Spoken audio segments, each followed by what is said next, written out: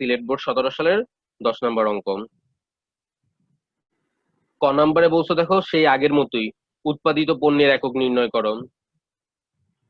উৎপাদিত পণ্যের একক কিভাবে নির্ণয় করব? তো সেম আমরা জানি। আচ্ছা আমি পুরা না লিখে জাস্ট সূত্রটা মুখে বলতেছি আর অ্যামাউন্ট গুলা লিখে।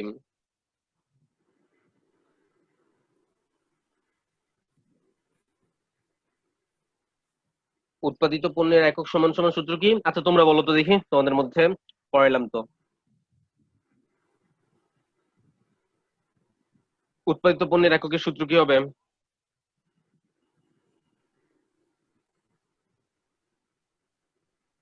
বলে না কেন? বিক্রয় একক হবে, বিক্রয় একক হচ্ছে সমাপনী একক যোগ আর হচ্ছে পারমিতা মাইনাস। হ্যাঁ ঠিক আছে, বিক্রয় একক যোগ সমাপনী একক আর বাদ যাবে প্রারম্ভিক একক। আমার বিক্রয় একক বলে দিছে কত, বিক্রি করছি কত। বক্সের নিচে উক্ত বছরে কোম্পানি 500 একক বিক্রয় করে, তাহলে বিক্রয় একক 500। তারপর সমাপনী একক, সমাপনী একক বক্সের মধ্যে তৈরি পণ্যের সমাপনী মজুদ 200 একক, তৈরি পণ্যের সমাপনী মজুদ 200 একক। আর প্রারম্ভিক মজুদ, তৈরি পণ্যের প্রারম্ভিক মজুদ 100 একক, 100 একক।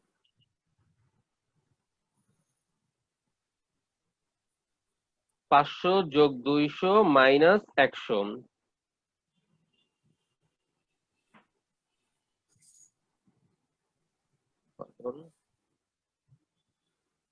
হবে কত? 600 একক। ঠিক আছে, আর কোনো কোশ্চেন আছে? থাকার কথা না। এরপরে বলছে কি, বিক্রিত পণ্যের ব্যয় বিবরণী তৈরি করো। বিক্রিত পণ্যের ব্যয় বিবরণী মানে আমার বিবরণীটা করা লাগবে বিক্রিত পণ্যের ব্যয় পর্যন্ত। তো আমি ক নাম্বারটা করি।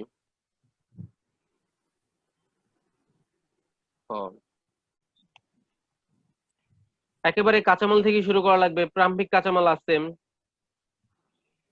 প্রারম্ভিক কাঁচামাল, প্রারম্ভিক কাঁচামাল কত? কাঁচামালের প্রারম্ভিক মজুদ 50,000 টাকা। প্রারম্ভিক কাঁচামাল যোগ, আচ্ছা একবার কোশ্চেনটা পড়ি। কাঁচামালের প্রারম্ভিক মজুদ 50,000, তৈরি পণ্যের প্রারম্ভিক মজুদ 2 লাখ, কাঁচামালের সমাপনী মজুদ 10,000, তৈরি পণ্যের সমাপনী মজুদ 200 একক, টাকা দেওয়া নাই। কাঁচামাল ক্রয় 20 লাখ, প্রত্যক্ষ শ্রম এটা কত হবে, 6 লাখ না 60,000? প্রত্যক্ষ শ্রম 60,000, শূন্য কমা এদিক ওদিক করে ফেলছে মনে হয়। কারখানার উপরি ব্যয় 4 লাখ, বিক্রয় ব্যয় 3,50,000 টাকা, প্রশাসনিক ব্যয় 5 লাখ টাকা, আর বিক্রয় 40,000 টাকা। ওকে, তো আমার প্রারম্ভিক কাঁচামালের সাথে যোগ হয় কাঁচামাল ক্রয়, যোগ কাঁচামাল ক্রয়। কাঁচামাল ক্রয় কত? 20 লাখ।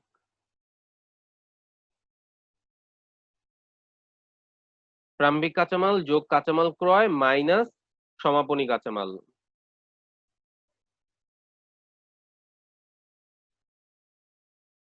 সমাপনী কাঁচামাল কত? কাঁচামালের সমাপনী মজুদ 10,000।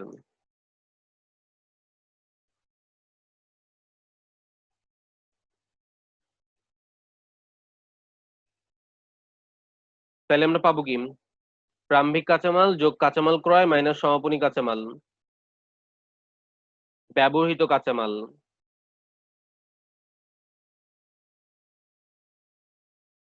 ব্যবহৃত কাঁচামাল যোগ বিয়োগ করলে কত হবে? 20,40,000। প্রারম্ভিক কাঁচামাল যোগ কাঁচামাল ক্রয়, এটা আমি নাম লিখতে পারতাম ব্যবহারযোগ্য কাঁচামাল। প্রারম্ভিক কাঁচামাল যোগ কাঁচামাল ক্রয় সমান হলো ব্যবহারযোগ্য কাঁচামাল মাইনাস সমাপনী কাঁচামাল, তাহলে পাওয়া যায় ব্যবহৃত কাঁচামাল। ব্যবহৃত কাঁচামাল মানে হলো প্রত্যক্ষ কাঁচামাল, প্রত্যক্ষ কাঁচামালের সাথে যোগ হয় যোগ প্রত্যক্ষ মজুরি। প্রত্যক্ষ মজুরি, ব্যবহৃত কাঁচামাল যোগ প্রত্যক্ষ মজুরি হলো আচ্ছা আপাতত 60,000 ধরেই করি, পরে দেখবো না। এনে শূন্যের সমস্যা করছে এরা কোশ্চেনে। 60,000 অন্যান্য প্রত্যক্ষ খরচ নাই। প্রত্যক্ষ কাঁচামাল যোগ প্রত্যক্ষ মজুরি অন্যান্য প্রত্যক্ষ খরচ নাই, তাহলে এটা হবে মুখ্য ব্যয়।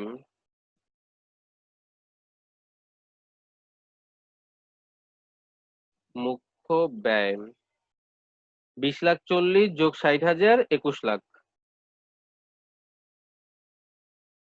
ওকে, মুখ্য ব্যয়ের সাথে যোগ হয় কারখানার উপরি ব্যয়।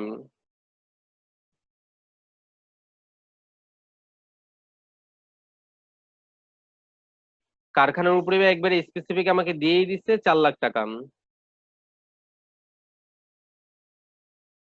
মুখ্য ব্যয় যোগ কারখানার উপরি ব্যয় পাবো কি? উৎপাদন ব্যয়। উৎপাদন ব্যয় 21 লাখ যোগ 4 লাখ 25 লাখ। আচ্ছা এখন দেখো উৎপাদন ব্যয়ের সাথে যোগ হয় কি? যোগ প্রারম্ভিক চলতি কার্য মাইনাস সমাপনী চলতি কার্য। উৎপাদন ব্যয়ের সাথে যোগ হয় প্রারম্ভিক চলতি কার্য মাইনাস সমাপনী চলতি কার্য, তাহলে পাই উৎপাদিত পণ্যের ব্যয়। আমাকে কোশ্চেনে চলতি কার্য দেওয়া নাই, আমাদের কোশ্চেনে চলতি কার্য দেওয়া নাই, তাহলে এই উৎপাদন ব্যয় কি হবে? উৎপাদন ব্যয় হবে উৎপাদিত পণ্যের ব্যয়।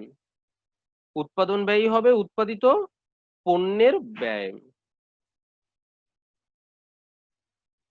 বুঝা গেছে? চলতি কার্য না থাকার কারণে উৎপাদন ব্যয় হয়েছে উৎপাদিত পণ্যের ব্যয়। আচ্ছা উৎপাদিত পণ্যের ব্যয়ের সাথে যোগ হয় যোগ প্রারম্ভিক মজুত পণ্য।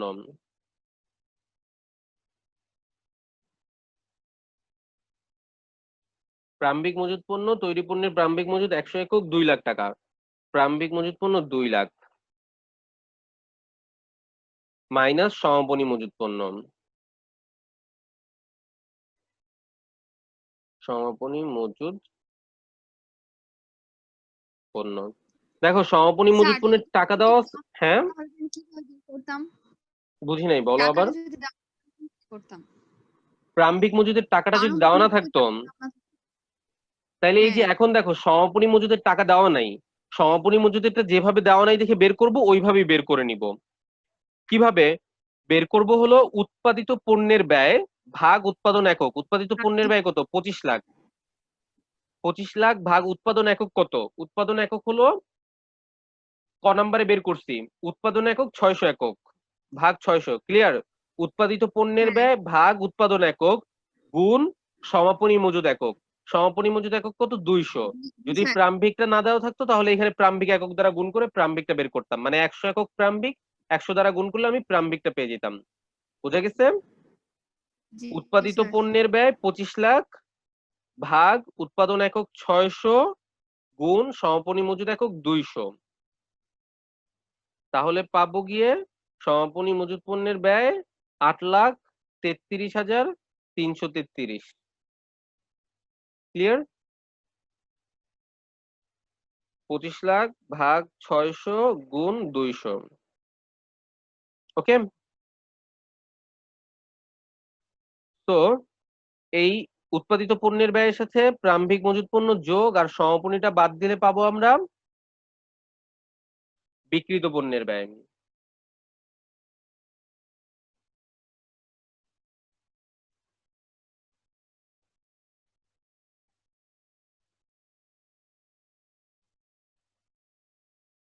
25 লাখ যোগ 2 লাখ মাইনাস 8,33,333 হয় গিয়ে 18,66,667।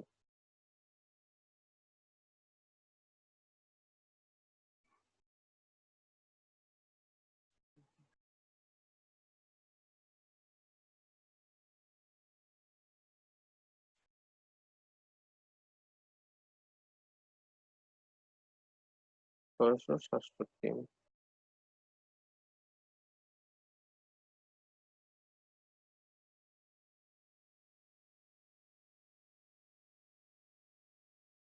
আচ্ছা, আমাদের অ্যান্সারের সাথে মিলে নাই। তো প্রত্যক্ষ মজুরি এখানে 6 লাখ, 60,000 না, 6 লাখ দেওয়া। চেঞ্জ করা লাগবে। এই অঙ্কে এই যে প্রত্যক্ষ শ্রম 6, তারপরে কমা দিয়ে 2টা শূন্য, তারপর 2টা শূন্য না, এখানে 3টা শূন্য। প্রিন্টিং মিস্টেক আছে এখানে। 60,000 না হয়ে 6 লাখ হইলে হবে 2,40,000, আর 20,40,000, আর 6 লাখ 26,40,000। 26,40,000। 26,40,000-এর সাথে 4 লাখ যোগ করলে 30,40,000।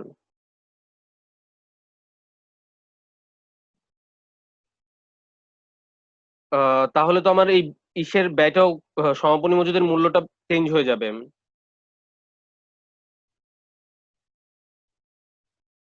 উৎপাদন ব্যয় হলো 30,40,000।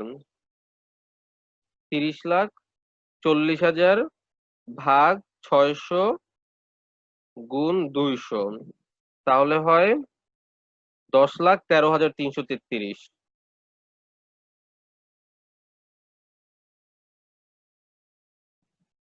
10,13,333, ঠিক আছে। এইখানে যে প্রত্যক্ষ শ্রম 6 কমা দিয়ে 2টা শূন্য, তারপর কমা দিয়ে 2টা শূন্য, এটা আসলে 3টা শূন্য কমার পরে প্রিন্টিং মিস্টেক ছিল। তোমার প্রারম্ভিক কাঁচামাল 50,000 যোগ কাঁচামাল ক্রয় 20 লাখ মাইনাস সমাপনী কাঁচামাল 10,000 করে ব্যবহৃত কাঁচামাল 20,40,000, সেটার সাথে যোগ প্রত্যক্ষ মজুরি 6 লাখ, তাহলে হলো 26,40,000 মুখ্য ব্যয়। মুখ্য ব্যয়ের সাথে কারখানার উপরি ব্যয় যোগ 4 লাখ, উৎপাদিত পণ্যের ব্যয় 30,40,000, প্রারম্ভিক মজুত পণ্য দেওয়া আছে 2 লাখ, যোগ 2 লাখ মাইনাস সমাপনী মজুত পণ্য টাকাটা দেওয়া নাই। কিভাবে করব? উৎপাদিত পণ্যের ব্যয় 30,40,000 ভাগ উৎপাদন একক 600, যেটা ক নাম্বারে বের করছি, উৎপাদন একক 600 একক, গুণ সমাপনী মজুত পণ্য 200 একক, গুণ 200, বের হইছে 10,13,333। এখন যোগ বিয়োগ করব। 30,40,000 যোগ 2 লাখ মাইনাস 10,13,333 হবে 22,26,000। 22,26,667।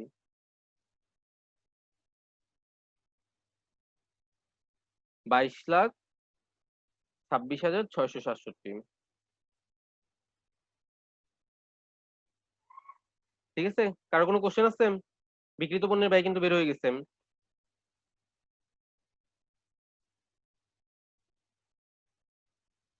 আমাদের খ নম্বরে বলছিল বিক্রিত পণ্যের ব্যয় বিবরণী বের করো, আমরা বিক্রিত পণ্যের ব্যয় বিবরণী করছি। কারো কোনো কোশ্চেন থাকলে বলো।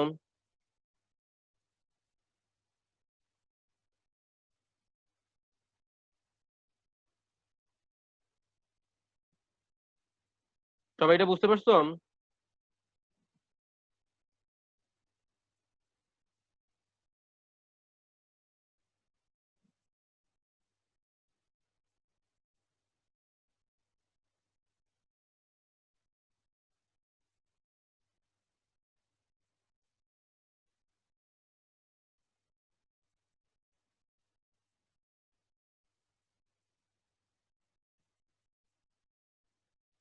হ্যালো, সবাই শুনতেছো?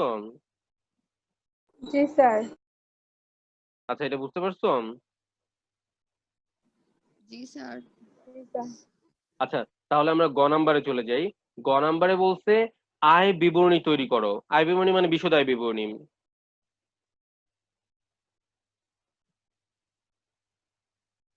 বিশদ আয় বিবরণী, গ নাম্বার। বিশদ আয় বিবরণী শুরু হবে কি দিয়ে? বিক্রয়। বিক্রয় কত টাকা আমাকে বলে দিছে, 40 লাখ টাকা বিক্রয়। 2, 3। বিক্রয় এখানে বলা আছে সরাসরি 40 লাখ টাকা, তো আমি বিক্রয় লিখলাম।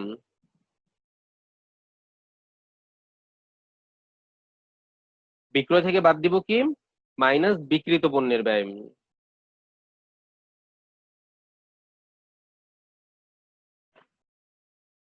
বিক্রিত পণ্যের ব্যয় মাত্র বের করছি খ নাম্বারে।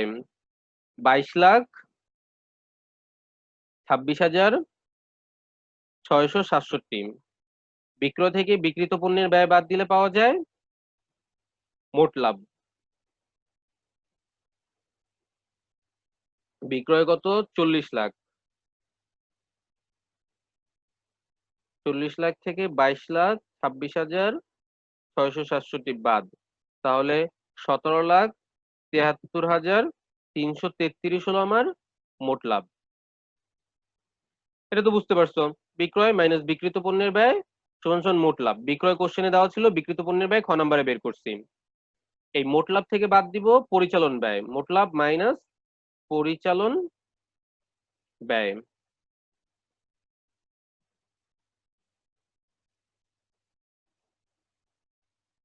তো পরিচালন ব্যয়ের ভিতর আসবে কি কি? বিক্রয় ব্যয় আর প্রশাসনিক ব্যয়গুলো। বিক্রয় ব্যয় কত দেওয়া আছে? বিক্রয় ব্যয় দেওয়া আছে দেখো 3,50,000, 1 2 3। আর প্রশাসনিক ব্যয় দেওয়া আছে,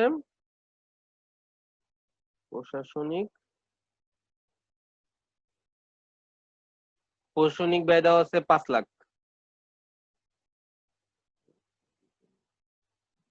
3,50,000 আর 5 লাখ যোগ করলে হয় 8,50,000।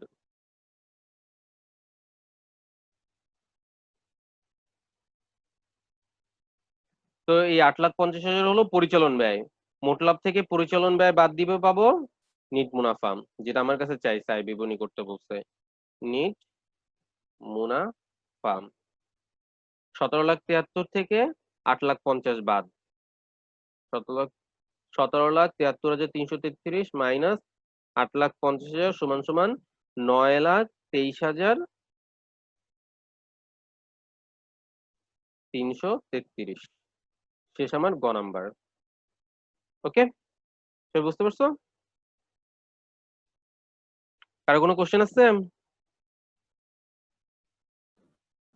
না স্যার। আচ্ছা, তাহলে আমরা এই অধ্যায়ের 4টা অঙ্ক করলাম।